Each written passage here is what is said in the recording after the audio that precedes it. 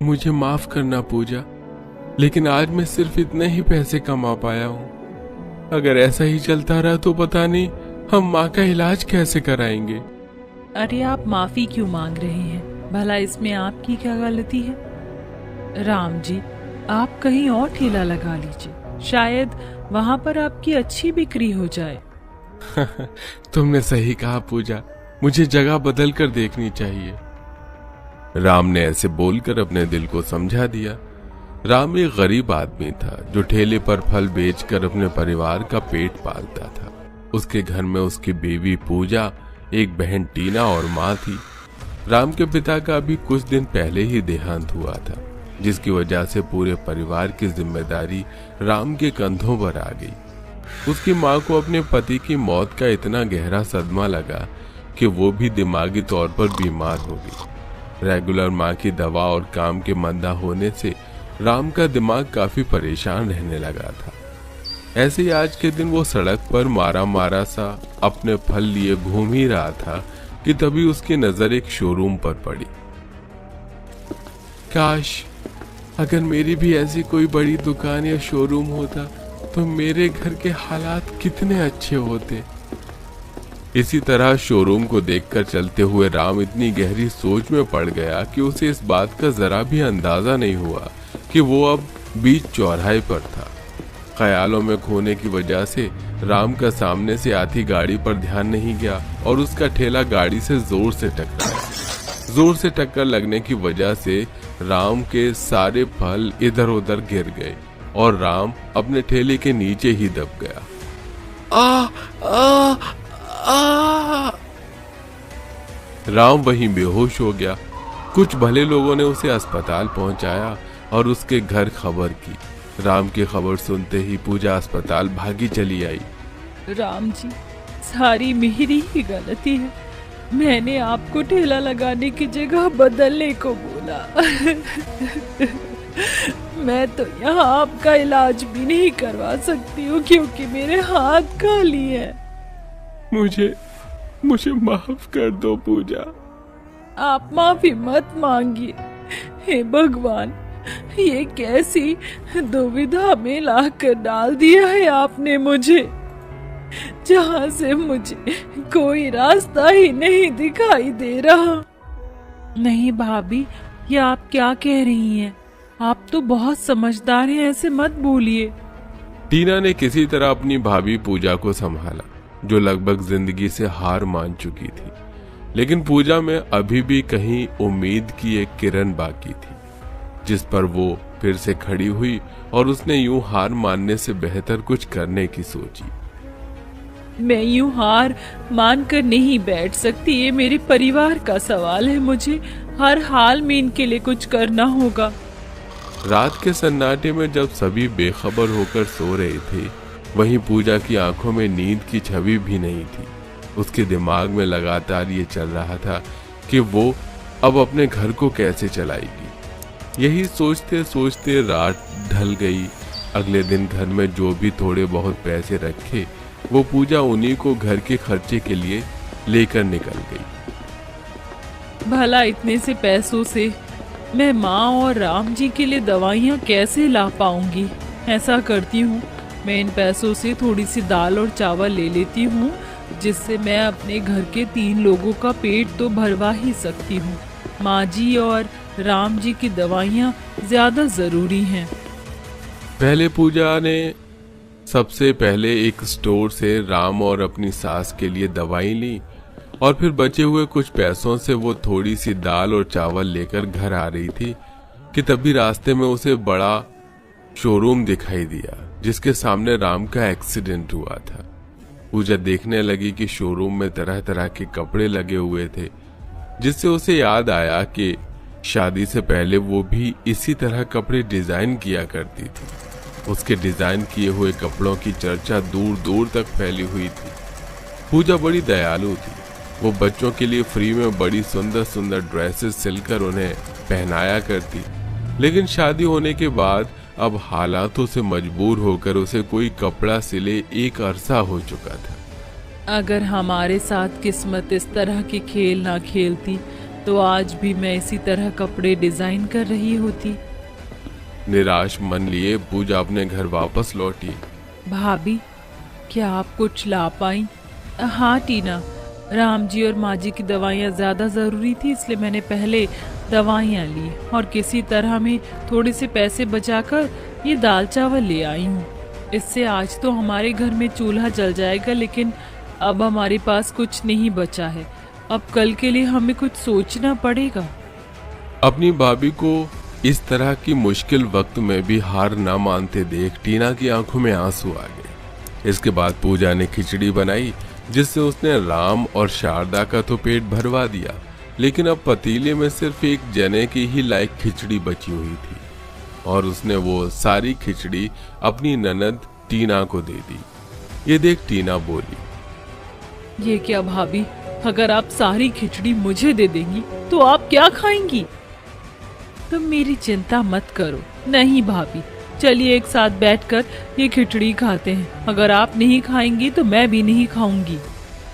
टीना की बात सुनकर पूजा टीना के साथ खिचड़ी खाने के लिए राजी हो गई और खाते खाते पूजा बोली, बिल्कुल इसी तरह मैं भी ड्रेस डिजाइन किया करती थी, जैसे मैंने उस शोरूम में देखा। क्या भाभी, ड्रेस डिजाइन? आप क्या कह रही हैं? अरे अरे, कुछ नहीं, बस रास्ते में मैंने एक कपड़ों का शोरूम देखा जहां पर काफी सुंदर ड्रेसेस लगी हुई थी, तो मुझे याद आ गया कि मैं भी शादी से पहले कुछ ऐसी ड्रेसेस बनाया करती थी। लेकिन छोड़ो भाभी, अगर आप अच्छी ड्रेसेस डिजाइन कर सकती हैं तो क्यों ना आप यही काम कर लें। काम? तुम जानती तो हो टीना कि ड्रेस डिजाइन करने में कितना पैसा लग जाता है, कपड़ा, तरह तरह का सामान वगैरह, और हमारे पास तो बिल्कुल भी पैसे नहीं हैं।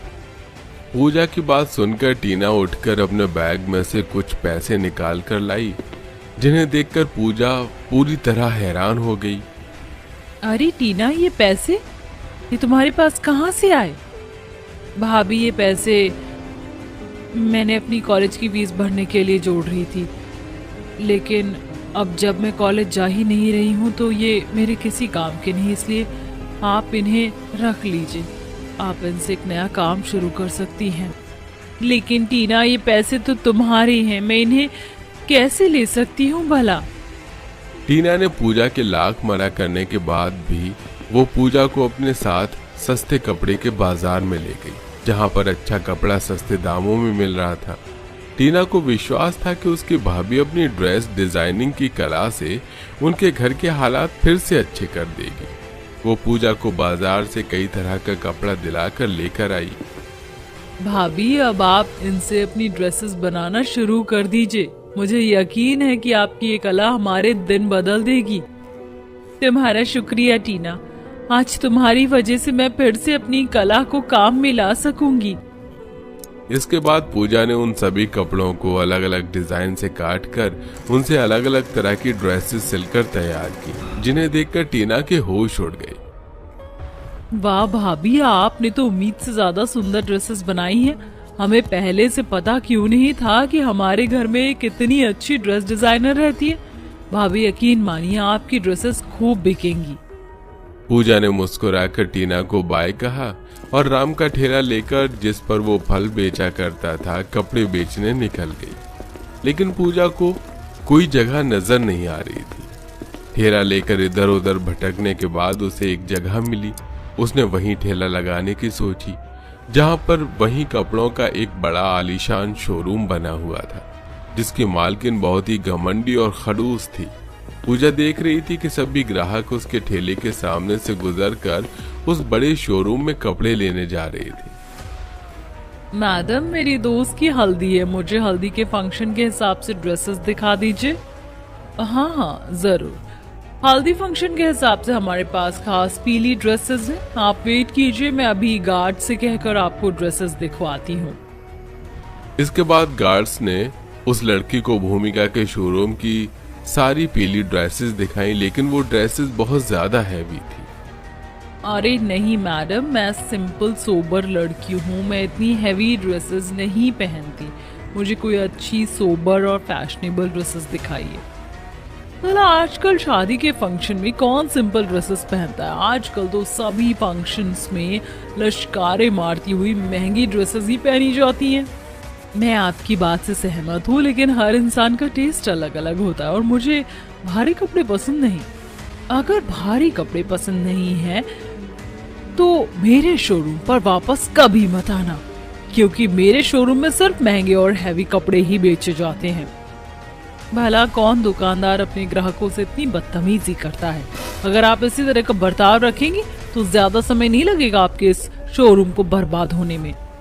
मेरे शोरूम में आकर मुझे ही सुना रही है, निकल जाओ वरना मैं धक्के मार कर तुझे बाहर निकाल दूंगी। आई बड़ी मुझे बताने वाली कि क्या होगा और क्या नहीं। वो लड़की भूमिका के शोरूम से बुरा भला कहते हुए वापस आई। उसकी आवाज सुनकर पूजा ने उसकी तरफ देखा और उससे बोली, अरे लगता है आपको शोरूम में कोई ड्रेस पसंद नहीं आई। निराश मत होइए, अगर आप चाहें तो मेरे ठेले पर कुछ देख सकती हैं।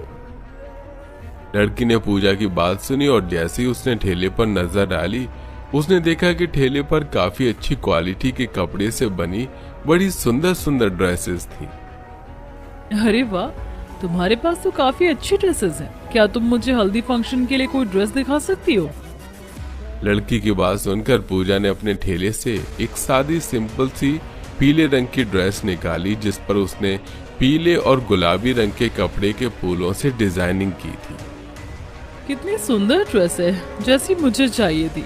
यकीन नहीं होता कोई ठेले पर इतने सुंदर कपड़े भी बेच सकता है। वैसे इस ड्रेस की प्राइस क्या है? ज्यादा नहीं, सिर्फ 500 रुपए में आप इस ड्रेस को ले जा सकती हैं। पूजा की बात सुनकर लड़की बहुत ज्यादा खुश हुई। उसे इतने सस्ते में उस लड़की को अपनी मनपसंद की ड्रेस मिल गई और पूजा की भी बिक्री की शुरुआत हुई कि तभी उसके ठेले के सामने एक आलीशान गाड़ी में से एक औरत अपनी बेटी को लेकर शोरूम के अंदर गई। बड़े ही अमीर घराने के लोग लगते हैं। मैंने कभी नहीं सोचा था कि इतने अमीर लोग भी हमारे इस गांव में कपड़े लेने आते होंगे।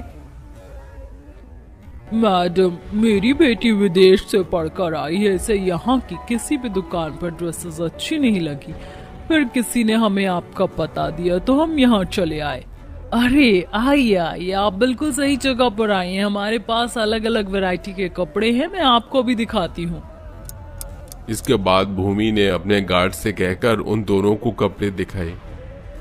आपके पास कपड़े अच्छे तो हैं, लेकिन ज्यादातर आपके पास पार्टी वियर ड्रेसेस और एक भी वेस्टर्न स्टाइल ड्रेस नहीं है। भला इतने हैवी ड्रेस डेली में कोई कैसे पहन सकता है? हमारे पास एक्सपेंसिव और फैशनेबल ड्रेसेस ही मिलती हैं। अगर वेस्टर्न कपड़े पहनने हैं तो किसी वेस्टर्न कंट्री में जाकर खरीदो। कितनी बदतमीज हैं आप। पता नहीं आपका ये शोरूम कैसे चल रहा है। चलिए मम्मी, हम कहीं और से कपड़े खरीद लेंगे। हाँ हाँ जाओ, वैसे भी हम सिर्फ भारतीय कपड़े बेचते हैं, बढ़िया ही वेस्टर्न ड्रेस पहनने वाली। दोनों माँ बेटी गुस्से से दंदनाती हुई भूमिका के शोरूम से बाहर आई और तभी उस अमीर लड़की की नजर पूजा के कपड़े के ठेले पर पड़ी, जिस पर रखी ड्रेसेस का कलर बड़ा ही खिल रहा था। वो लड़की दौड़कर पूजा के ठेले पर पहुंची। ये देख उसकी माँ पीछे से आई और बोली, अरे बेटी, क्या तुम इस ठेले से कपड़े लेने की सोच रही हो? चलो हम किसी आउट शोरूम पर चलते हैं। तुम्हें यहाँ ठेले पर से कपड़े लेने की कोई जरूरत नहीं है। लेकिन लड़की ने बिना कोई बात सुने पूजा के ठेले पर ड्रेसेस देखना शुरू कर दिया। Wow, what a dress! तुमने तो अपने ठेले पर कितनी ब्यूटीफुल ड्रेसेस रखी हुई हैं और यहाँ तो वेस्टर्न स्टाइल में भी ड्रेसेस है। क्या तुम कोई फैशन डिजाइनर हो? मुझे खुशी है कि आपको मेरी ड्रेसेस पसंद आई। मैं कोई फैशन डिजाइनर तो नहीं, लेकिन मुझे ड्रेसेस डिजाइन करना बहुत पसंद है। इसके बाद अमीर औरत ने भी पूजा की ड्रेसेस देखी और उसे भी ड्रेसेस बहुत पसंद आई। फिर वो दोनों पूजा के ठेले से कई ड्रेसेस लेकर गई और ये सब भूमिका अपनी दुकान के शीशे से देख रही थी। इस लड़की को मेरे शोरूम के बराबर में ठेला लगाने की इजाजत किसने दी? और तो और ये मेरे ग्राहकों को भी अपने सस्ते कपड़े बेच रही है। गुस्से में भूमिका शोरूम से बाहर आई और पूजा से चिल्लाकर बोली, क्या समझती हो तुम खुद को, हाँ? कि तुम मेरे सालिशान शोरूम के पास आराम से ठेला लगाकर अपने बेकार से कपड़े बेच सकती हो? और तो और तुम मेरे ग्राहकों को भी छीन लोगी। तुम्हें पता है ये मेरी शान के खिलाफ है। चलो अब जल्दी से यहाँ से अपना ठेला हटाओ। मैं आपके शोरूम में नहीं बल्कि बाहर में ठेला लिए खड़ी हूँ और ये जमीन आपकी नहीं। और मैंने कहाँ आपके ग्राहकों को छीना है। सभी लोग सबसे पहले आप ही के शोरूम में कपड़े लेने जाते, फिर ना जाने क्यों गुस्सा करते हुए खाली हाथी वापस लौट आते हैं। इस पर भूमिका को बेइज्जती महसूस हुई। उसने पूजा से दोबारा अकड़ करके वहां से ठेला हटाने को कहा। माफ कीजिए मैडम, मैं एक गरीब मजबूर औरत हूँ और मेरी यहाँ पर अच्छी बिक्री हो रही है। अगर आप मुझे यहाँ ठेला लगाने देंगी तो मैं आपका बड़ा एहसान मानूंगी। ये कहकर पूजा ने भूमिका के सामने हाथ भी जोड़े, फिर भी भूमिका बिना कुछ कहे वहां से चली। पूजा को लगा कि शायद भूमिका के दिल में उसके लिए रहम आ गया है, लेकिन बाद में जो हुआ वो पूजा ने बिल्कुल भी नहीं सोचा था। भूमिका के अंदर जाते ही शोरूम से 2 गार्ड्स निकल कर आए और उन्होंने जबरदस्ती ठेला पूजा से हटाने को कहा। भगवान के लिए थोड़ा तो रहम कीजिए, मैं मजबूर हूँ। मेरा घर सिर्फ इसी ठेले की खातिर चल रहा है। मैं आपके आगे हाथ जोड़ती हूँ। अरे लगता है ऐसे नहीं मानेगी, अब हमें कुछ और करना पड़ेगा। इतना कहकर भूमिका के दोनों गार्ड्स ने पूजा के सारे कपड़े इधर उधर फेंकने शुरू कर दिए। रुक जाइए, भगवान के लिए ऐसा मत कीजिए। पूजा सारे गिरे कपड़ों को उठाने के लिए भागी कि तभी एक गार्ड ने हथौड़ा लाकर उसका ठेला तोड़ना शुरू कर दिया। पूजा रो रो कर उन्हें रोकती रही, लेकिन उन पे कोई असर नहीं हुआ। आखिर पूजा के कपड़े उधर उधर फेंक कर और फाड़ कर उसका ठेला तोड़ने के बाद दोनों गार्ड्स वापस शोरूम में चले गए। सभी आते जाते लोग ये सब देख रहे थे, लेकिन किसी की इतनी हिम्मत नहीं थी कि भूमिका के खिलाफ जाकर वो उस बेचारी की मदद करते। पूजा रोती हुई अपने सारे कपड़े उठा रही थी कि तभी जोरदार बारिश होने लगी और जो कपड़े जमीन पर पड़े हुए थे उन पर अब कीचड़ के गहरे दाग लग चुके थे। ऐसी क्या गलती हुई हमसे जो सजा का सिलसिला खत्म ही नहीं हो रहा? आखिर कब तक हमें ये सब सहना होगा? पूजा अपने हाथों में कपड़े लिए वहीं जमीन पर बैठकर रोने लगी और उस दिन आसमान भी उसके साथ साथ रो रहा था। फिर जब पूजा बारिश से भीगती हुई घर पहुंची तो टीना उसे देखकर पूरी तरह चौंक गई। भाभी आप इस तरह, क्या हुआ? भाभी कुछ बोलिए ना। इस पर पूजा ने कोई जवाब नहीं दिया और आंखों में आंसू लेकर मुस्कुराती हुई घर के अंदर चली गई। उस दिन को हुए अब 1 महीना हो चुका था। भूमिका ने देखा कि पूजा अब वहां कहीं भी दूर दूर तक ठेला नहीं लगाती है, लेकिन पूजा पूरे 1 महीने ठेला न लगाने के बाद भी भूमिका के कपड़ों की बिक्री में कोई तरक्की नहीं हुई। हमारे शोरूम पर लोग आकर खाली हाथ चले जाते हैं। अब तो हद ही हो गई है। पिछले 1 हफ्ते से हमारे यहाँ से एक ड्रेस भी नहीं बिका है। अगर ऐसे ही चलता रहा तो हमारे इस शोरूम पर ताला लग जाएगा। भूमिका माथे पर हाथ रखकर परेशान होती हुई बातें कर रही थी कि तभी उसकी मैनेजर उसके पास आई। मैडम अगर आप बुरा ना माने तो मैं आपको बताना चाहती हूँ कि इसी गांव में एक बहुत अच्छी फैशन डिजाइनर रहती है जिसके कपड़ों की चर्चा दूर दूर तक फैली हुई है। अगर आप चाहें तो हम उससे आपकी बात करा सकते हैं। क्या सच में? इसी गांव में?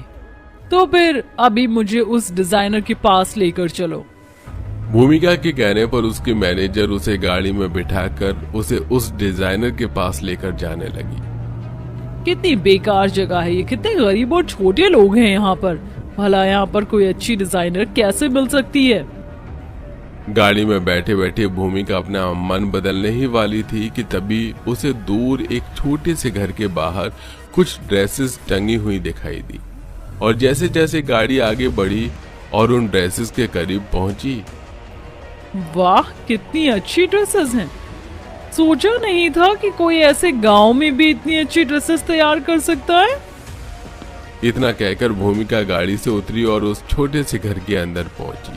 पर जहां उसने जो देखा उसे देखकर उसके पैरों तले जमीन खिसक गई। उसने देखा कि वहां पर बैठी हुई पूजा अपनी मशीन पर कपड़े सिल रही थी, जिसको उसने बड़ी बेरहमी से अपने शोरूम के पास से उसका ठेला तोड़वा कर उसे वहां से भगाया था। और बाजू में एक लड़की बैठी थी जो उसे कपड़े काट कर दे रही थी, जिसे पूजा बताकर अपने कपड़े कटवा रही थी। और सबसे ज्यादा हैरानी की बात भूमिका के लिए ये थी कि वहां फोन लोग बिस्तर पर लेटे हुए, जो कि देखने से काफी कमजोर और बीमार लग रहे थे। भूमिका के मुंह से एक शब्द नहीं निकला कि उसकी आंखों से आंसुओं का झरना बहने लगा। अचानक जैसे ही पूजा की नजर दरवाजे पर पड़ी तो वो भी वहां रोती हुई भूमिका को देखकर हैरान रह गई। अरे मैडम, आप यहाँ कैसे? भूमिका बिना कुछ कहे सुने सीधे पूजा के गले लगकर रोने लगी। मुझे माफ कर दो, मुझे नहीं पता था कि तुम अपने हालातों से इतनी मजबूर हो। मैंने तुम्हारा रोजी रोटी कमाने का जरिया छीन लिया, मुझे माफ कर दो। इस पर पूजा मुस्कुराई और बोली, बात जब आपको अपनी गलती का एहसास हो ही गया है तो मुझे कुछ भी कहने की जरूरत नहीं। हमारे साथ जो भी होता है सब भगवान की मर्जी से होता है। अब आपको माफी मांगने की कोई जरूरत नहीं है। पूजा की ईमानदारी और दयालुता को देखकर भूमिका को यकीन नहीं हुआ कि उसने एक देवी जैसी औरत के साथ ऐसा कैसे कर दिया। अब आप बताइए कि आपका यहाँ आना कैसे हुआ? जब से मैंने तुम्हारे साथ ऐसा बर्ताव करके तुम्हें वहां से भगाया है, तब से मेरे शोरूम से कपड़े बिकना बंद हो गए हैं। तो मेरी मैनेजर ने मुझे तुम्हारे बारे में बताया और मैं यहाँ चली आई। तो क्या आप मुझसे यहाँ ड्रेसेस खरीदने आई हैं?